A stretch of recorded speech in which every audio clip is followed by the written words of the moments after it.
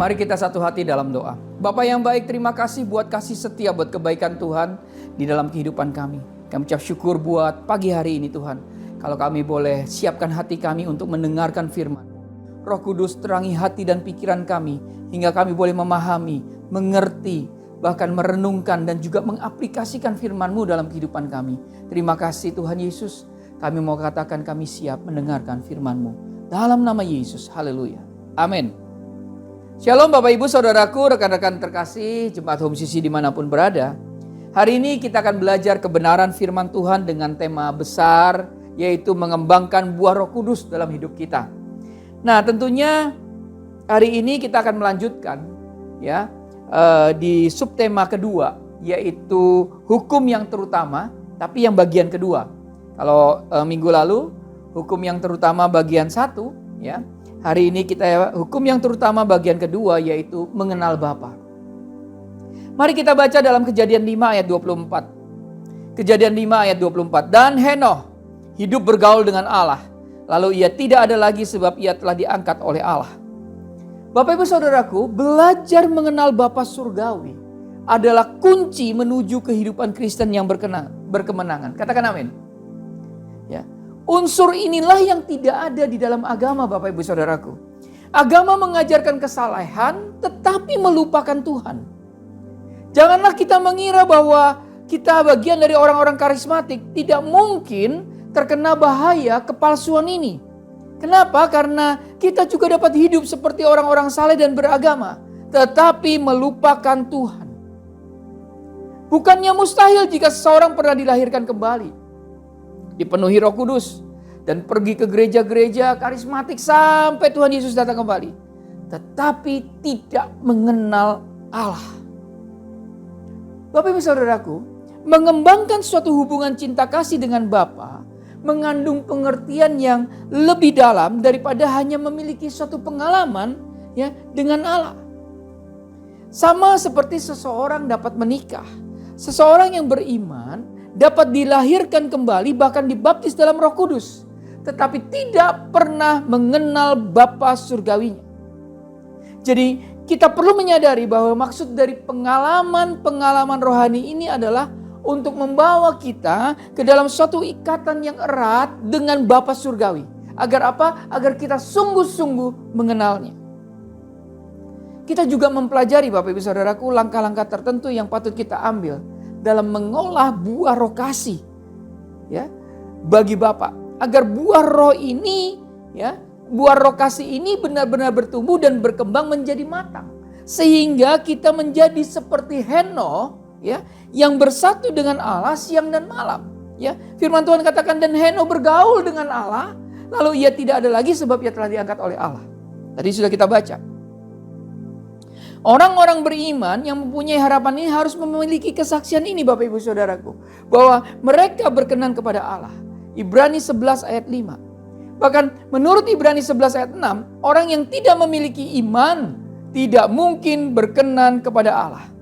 Banyak manusia yang tidak sepenuhnya mengerti bahwa ada hubungan yang erat antara beriman kepada Allah dan mengenal Dia melalui pengembangan buah roh kasih. Nah Bapak Ibu Saudaraku, dewasa ini ada orang-orang beriman, orang-orang percaya yang giat melakukan rutinitas agamanya, namun tidak melakukan hal utama yang Allah tugaskan kepada jemaatnya, yaitu beriman atau percaya kepada Allah.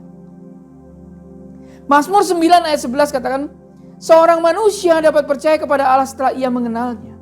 Ya, kalau kita lihat dalam Mazmur 9 ayat 11, orang yang mengenal namamu percaya kepadamu, sebab tidak kau tinggalkan orang yang mencari engkau ya Tuhan. Oleh sebab itu Bapak Ibu Saudaraku, arti sesungguhnya beriman kepada Allah adalah mengenal Allah. Katakan amin. Ada pula orang-orang ya beriman yang mendengarkan pengajaran tentang iman, tetapi sebenarnya tidak mengenal Allah.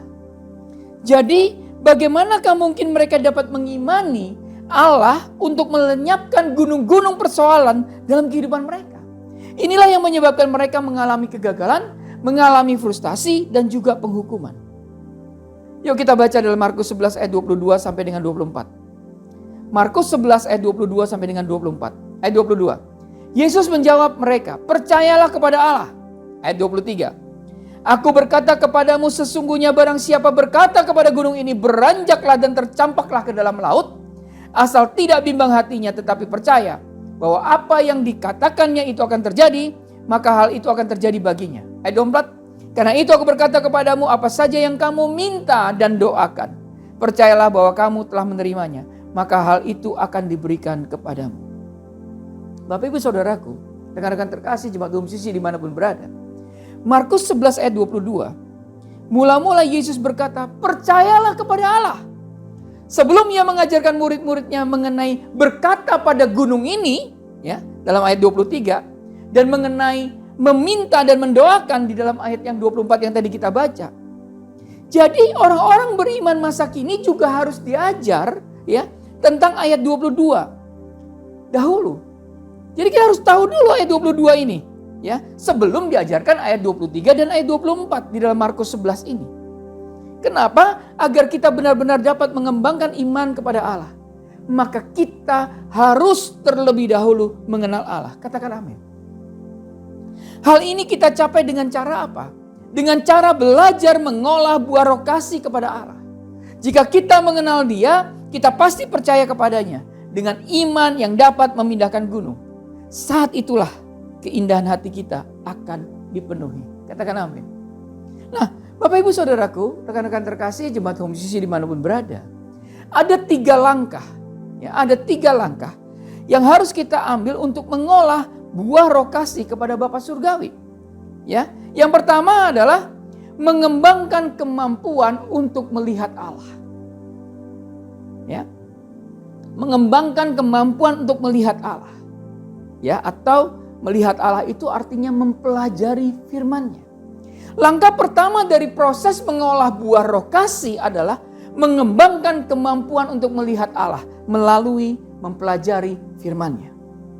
Dengan kata lain, orang beriman perlu mempertajam pandangan dan penglihatan rohaninya. Kenapa? Karena dengan demikian mereka dapat melihat dan mempelajari sifat-sifat pribadi Allah.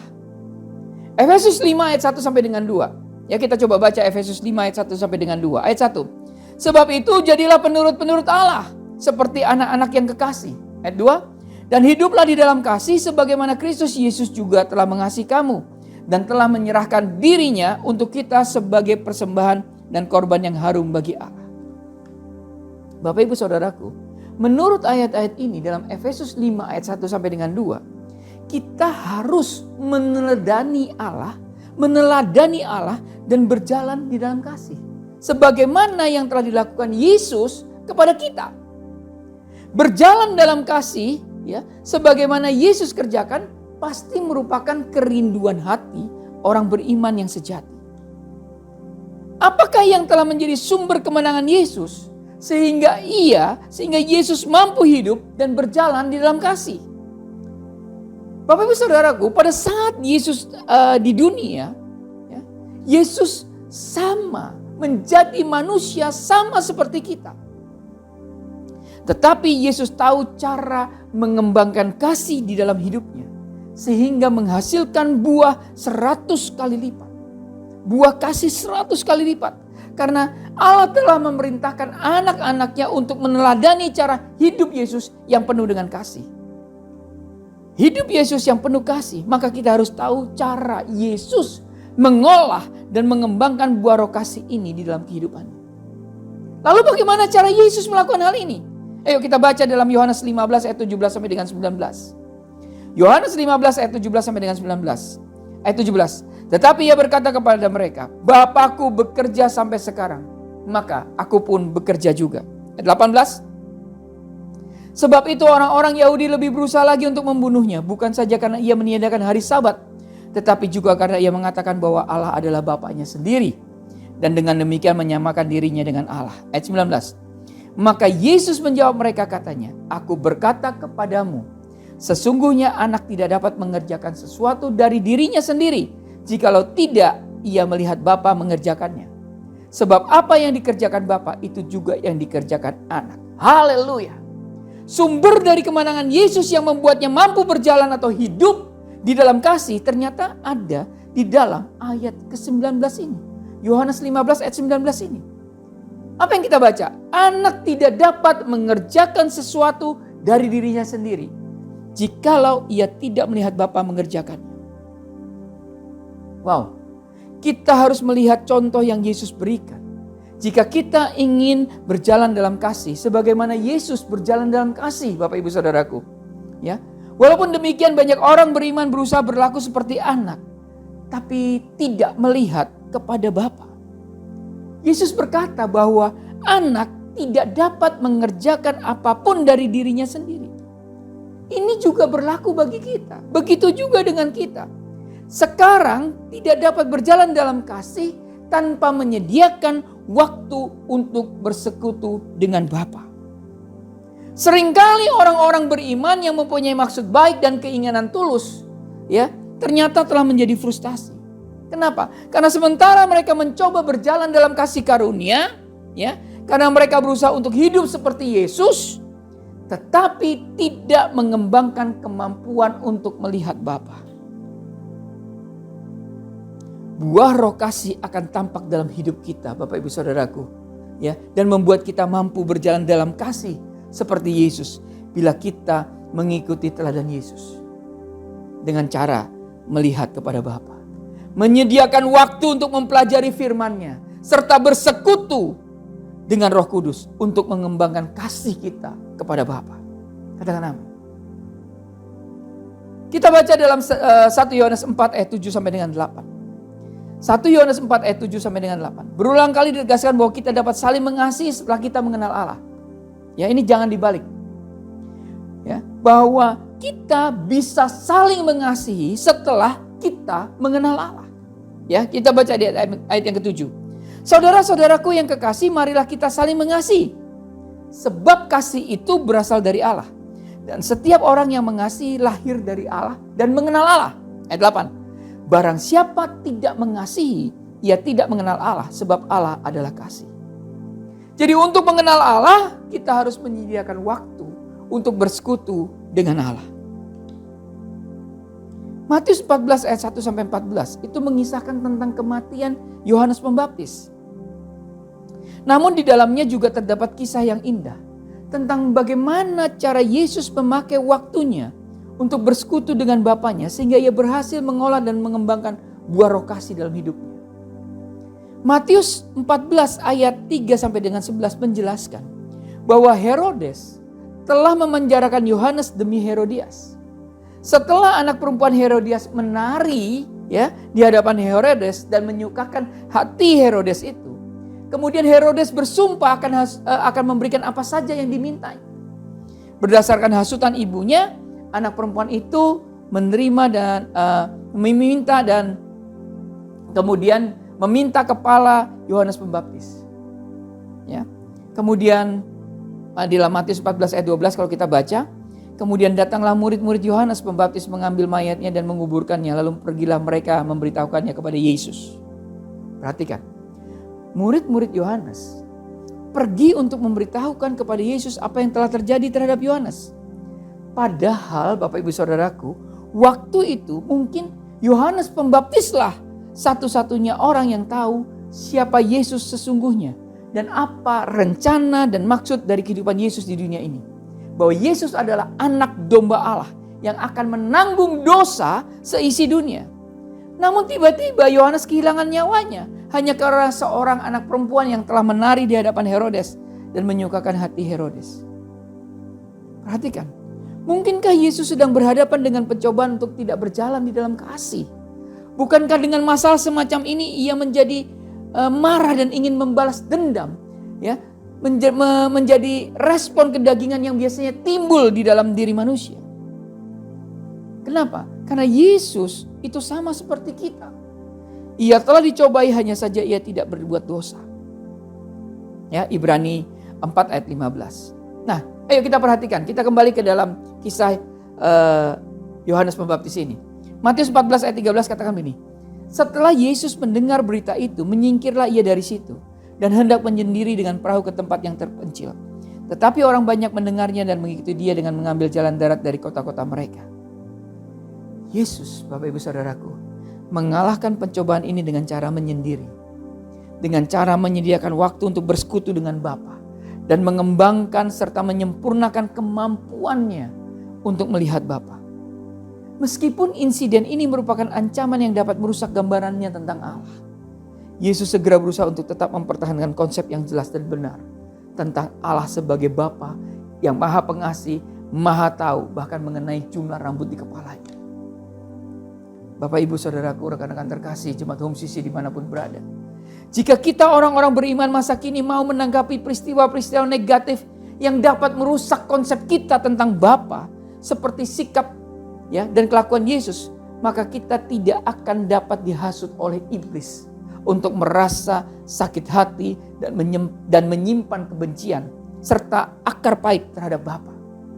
Sebaliknya, kita malah akan lebih mengenal Dia, sehingga buah roh kasih mampu kita tumbuhkan menjadi matang dalam kehidupan pribadi kita. Inilah yang sesungguhnya terjadi melalui peristiwa tersebut dalam kehidupan Yesus. Nah, ketika Yesus mendarat, Ia melihat orang banyak yang besar jumlahnya, maka tergeraklah hatinya oleh belas kasihan kepada mereka dan Ia menyembuhkan mereka yang sakit.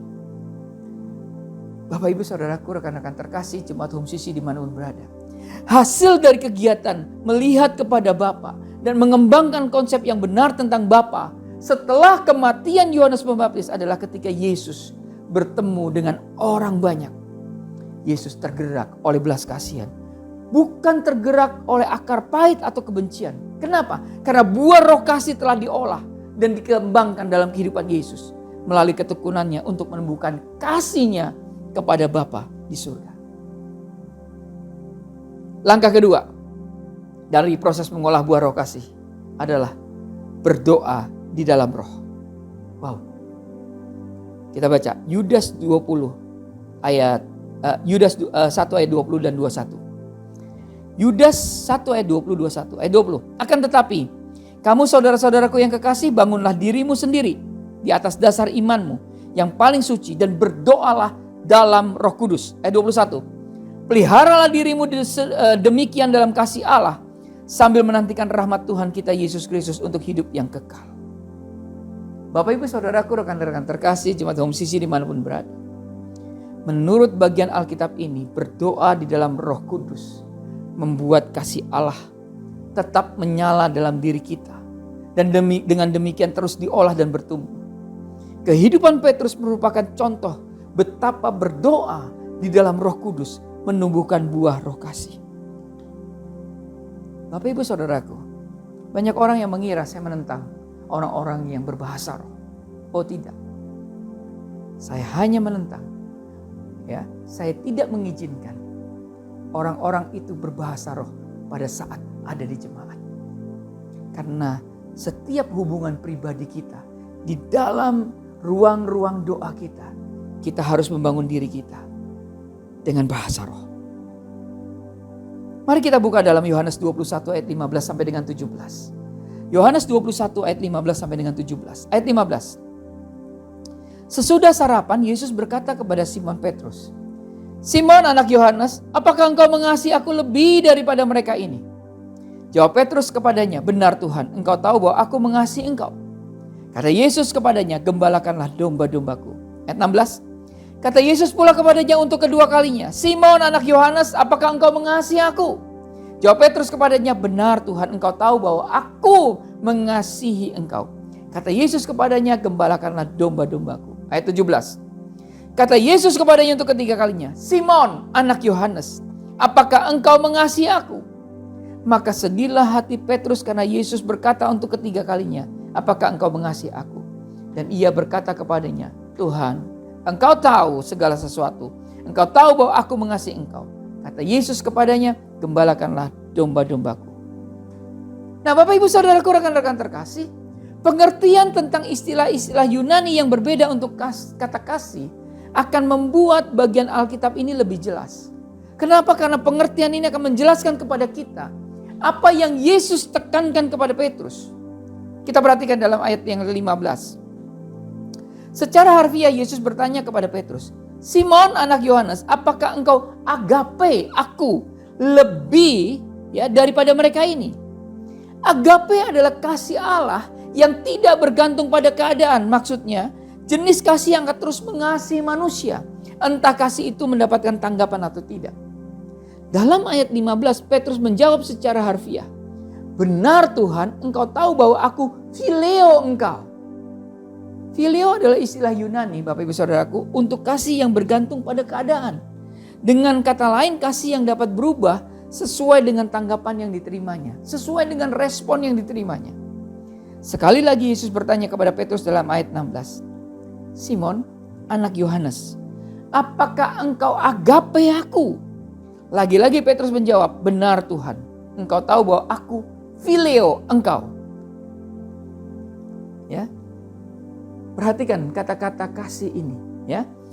Tuhan Yesus mengatakan, apakah engkau agape? Petrus menjawab bahwa aku phileo. Ya. Namun untuk ketiga kalinya Yesus bertanya kepadanya dalam ayat 17. Ini menarik. Ia berkata, Simon anak Yohanes, apakah engkau phileo aku? Pokok pembicaraan Yesus sudah berubah. Dari jenis kasih yang tidak bergantung pada keadaan menjadi kasih yang bergantung pada keadaan. Sehingga hati Petrus sedih karena Yesus berkata untuk ketiga kalinya, apakah engkau phileo aku? Petrus sedih karena ia sadar bahwa Yesus telah mengubah pokok pembicaraannya menjadi soal kasih yang bergantung pada keadaan. Bapak Ibu Saudaraku. Namun ia mengakui, Tuhan, engkau tahu segala sesuatu. Engkau tahu bahwa aku phileo engkau. Jadi Petrus perlu mengolah hubungan kasihnya dengan Tuhan Yesus. Bapak Ibu Saudaraku, pada tahapan kehidupannya waktu itu, Petrus dilahirkan kembali. Karena di dalam Yohanes 20 ayat 21 sampai dengan 22. Kita perhatikan ya. Yohanes 20 ayat 21 sampai 22. Ia telah menerima pekerjaan Roh Kudus yang mengembuskan proses kelahiran baru ke dalam rohnya. Ya, Yohanes 20 ayat 21. Maka kata Yesus sekali lagi, damai sejahtera bagi kamu, sama seperti Bapa mengutus aku, demikian juga sekarang aku mengutus kamu. Ayat 22, dan sesudah berkata demikian ia mengembusi mereka dan berkata, terimalah Roh Kudus. Dalam 1 Petrus 1 ayat 7 sampai dengan 8, Petrus mengekspresikan suatu hubungan dengan Yesus yang belum dapat ia ekspresikan di dalam Yohanes 21 ayat 15 sampai dengan 17. 1 Petrus 1 ayat 7 sampai dengan 8, ya, kalau kita baca 1 Petrus 1 ayat 7 sampai dengan 8, ayat 7. Maksud semuanya itu ialah untuk membuktikan kemurnian imanmu yang jauh lebih tinggi nilainya daripada emas yang fana, yang diuji kemurniannya dengan api, sehingga kamu memperoleh puji-pujian dan kemuliaan dan kehormatan pada hari Yesus Kristus menyatakan dirinya.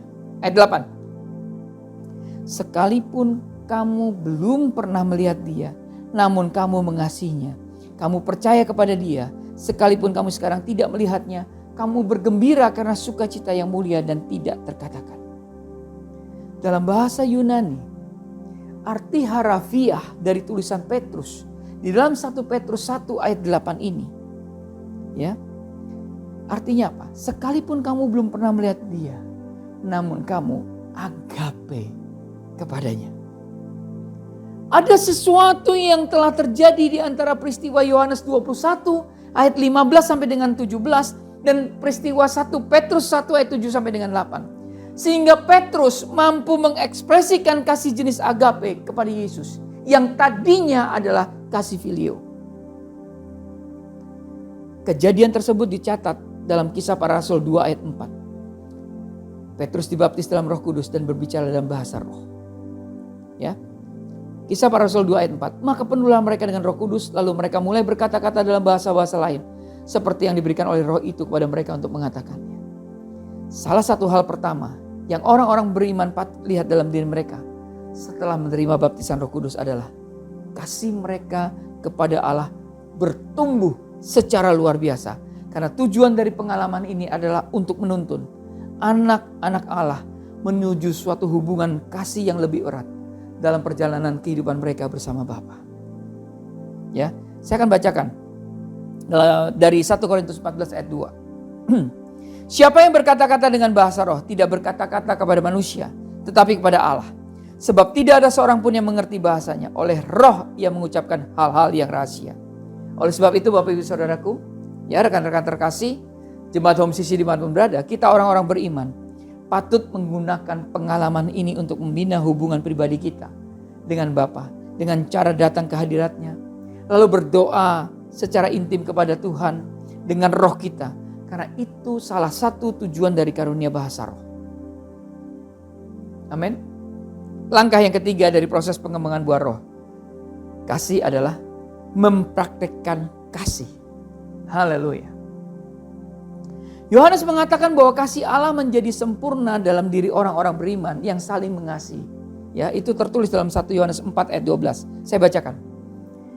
1 Yohanes 4 ayat 12. Tidak ada seorang pun yang pernah melihat Allah. Jika kita saling mengasihi, Allah tetap di dalam kita dan kasih-Nya sempurna di dalam kita. Wow, dahsyat. Halangan utama yang membuat orang-orang beriman tidak saling menunjukkan kasih satu sama lain adalah kecenderungan untuk menunggu datangnya suatu perasaan yang mendorong mereka untuk melakukan suatu tindakan kasih. Padahal kasih bukanlah suatu perasaan. Kenapa? Karena kasih, ya, karena Allah adalah kasih, Bapak Ibu Saudaraku. 1 Yohanes 4 ayat 8. Karena Allah adalah kasih. Allah adalah firman, Yohanes 1 ayat 1. Jadi kita dapat menyimpulkan bahwa kasih adalah mempraktekkan firman Allah. Amin. Jika kita bersedia melakukan hal ini, kita akan menumbuhkan buah roh kasih di dalam hidup kita, Bapak Ibu Saudaraku. Tetapi sayang, ya, sudah terlampau sering kita menunggu timbulnya perasaan seperti itu. Sehingga banyak waktu telah berlalu tanpa ada hasil yang kita capai dalam hidup kita, ya, selama pengelolaan buah roh kasih ini. Sebagai contoh begini, Bapak Ibu Saudaraku. Bila seseorang yang beriman merasa tidak dapat mengampuni orang lain yang telah melakukan kesalahan terhadap dirinya, mungkin saja ia mengetahui apa yang harus dilakukan dalam situasi semacam ini menurut firman Allah. Ya, Matius 18 ayat 15 gini. Apabila saudaramu berbuat dosa, tegurlah dia di bawah 4 mata. Jika ia mendengarkan nasihatmu, engkau telah mendapatkannya kembali. Mungkin orang beriman ini berdoa dan berpuasa serta melakukan apa saja yang dapat dilakukannya, kecuali apa yang diperintahkan firman Allah. Ketika ditanya mengapa ia tidak mempraktekkan Matius 18 ayat 15, kemungkinan jawabannya adalah saya belum bisa mendatangi atau berbicara kepadanya karena saya belum merasa bahwa saya telah mengampuninya. Nah, ini perasaan. Padahal perasaan mengasihi itu akan timbul dengan sendirinya setelah kita melakukan kebenaran firman Tuhan dalam Matius 18 ayat 15. Karena dengan cara seperti ini, melalui proses itulah kasih disempurnakan. Kenapa? Yaitu dengan menjadi pelaku firman dan bukan hanya pendengar. Bapak Ibu ingat, perasaan mengikuti perbuatan. Jadi harus diperbuat dulu, baru perasaannya mengikuti. Prinsip yang sama berlaku dalam usaha membina suatu hubungan dengan Allah Bapa. Ada banyak orang yang beriman yang ingin membina hubungan mereka dengan Tuhan. Lalu mereka mulai berdoa di dalam Roh Kudus sebentar. Lalu mereka mengeluh bahwa mereka tidak merasakan apa-apa. Akhirnya mereka berhenti berdoa dalam Roh Kudus, ya. Padahal jika saja mereka mau bertekun dengan rajin dan tetap melakukan usaha mereka untuk mengolah buah roh kasih kepada Bapa, maka perasaan mengasihi itu lambat laun akan timbul dalam diri mereka. Ingat, perasaan mengikuti perbuatan. Ada satu kebenaran dasar yang patut kita pegang sebagai konsep, Bapak Ibu Saudaraku. Perasaan cinta yang sejati tidak akan pernah timbul di luar program Allah selain Bapa, karena Allah adalah kasih. Amin. Yesus menyadari dan menjunjung tinggi kebenaran ini pada saat yang menentukan dalam kehidupannya, yaitu ketika Yesus merasa tidak ingin melakukan kehendak Allah, Bapak Ibu Saudaraku. Peristiwa tersebut terjadi di Taman Getsemani. Tuhan kita tahu, Yesus tahu bahwa kehendak Allah bagi hidupnya adalah melaksanakan kehendak Allah. Bagaimana reaksi Yesus? Apakah yang dilakukannya? Matius 26 ayat 39 mencatat begini. Maka ia maju sedikit lalu sujud dan berdoa. Katanya, "Ya Bapakku, jikalau sekiranya mungkin, biarlah cawan ini lalu daripadaku. Tetapi janganlah seperti yang ku kehendaki, melainkan seperti yang engkau kehendaki." Yesus mengekspresikan kepada Bapa cinta kasih tertinggi yang dapat diekspresikan oleh seorang manusia. Sebelum menghadapi pergumulan ini, Yesus pernah berkata dalam Yohanes 15 ayat 13, "Tidak ada kasih yang lebih besar daripada kasih seorang yang memberikan nyawanya untuk sahabat-sahabatnya. Demikian pula, tidak ada ekspresi kasih yang lebih besar kepada Bapa daripada anak-anaknya, selain dari kesediaan mereka untuk mengolah buah roh kasih kepada Bapa dengan cara menggunakan waktu untuk mempelajari firman-Nya, berdoa di dalam roh, dan melakukan tindakan-tindakan kasih. Bapak, Ibu, Saudaraku, rekan-rekan terkasih jemaat Home Sisi di mana berada, marilah kita mulai masuk ke dalam proses pengolahan buah roh kasih, agar kita sungguh-sungguh mengasihi Allah dengan segenap hati kita, dan dengan segenap jiwa kita, dan dengan segenap akal budi kita. Karena itu merupakan hukum yang terutama dan yang pertama yang tertulis dalam Matius 22 ayat 37. Amin. Tuhan Yesus memberkati. Bapa di surga, terima kasih buat kasih setia, buat kebaikan Tuhan dalam kehidupan kami. Terima kasih buat firman-Mu yang meneguhkan dan menguatkan kami. Hari ini Tuhan, kami mau belajar mengenal Engkau lebih dalam lagi. Tuhan, kami mau belajar Tuhan untuk mengolah buah roh kasih kepada Engkau Bapa. Dengan cara kami mau menggunakan waktu kami untuk mempelajari firman-Mu. Melihat hanya kepada Engkau saja Bapa. Kami mau berdoa di dalam Roh Kudus untuk membangun hubungan yang intim dengan Engkau. Dan kami mau melakukan tindakan-tindakan kasih dalam kehidupan kami. Bapa di surga, terima kasih. Kami sungguh-sungguh mau menghasilkan, kami sungguh-sungguh mau mengolah buah roh kasih di dalam hidup kami. Terima kasih. Di dalam nama Yesus kami berdoa dan mengucap syukur. Haleluya. Amin. Karena itu saudara-saudaraku, jemaat Kristus yang dikasihi Tuhan, angkatlah kedua tanganmu dan terimalah berkat. Mari aminkan setiap perkataan berkat yang kita percaya bahwa kita menerimanya. Tuhan memberkati engkau dan melindungi engkau. Tuhan menyinari engkau dengan wajahnya dan memberi engkau kasih karunia. Tuhan menghadapkan wajahnya kepadamu dan memberi engkau damai sejahtera. Kiranya kasih dan penyertaan Bapa di surga dan damai sejahtera dari Tuhan Yesus Kristus serta penghiburan dari Roh Kudus terus menyertai kita sampai Maranatha Tuhan Yesus datang kembali. Kita yang sudah menerima berkat, mari kita sama-sama katakan amin. Selamat hari Minggu, selamat berkumpul bersama dengan keluarga. Cintai Tuhan, berhenti menghakimi dan selalu jadi berkat. Tuhan Yesus memberkati.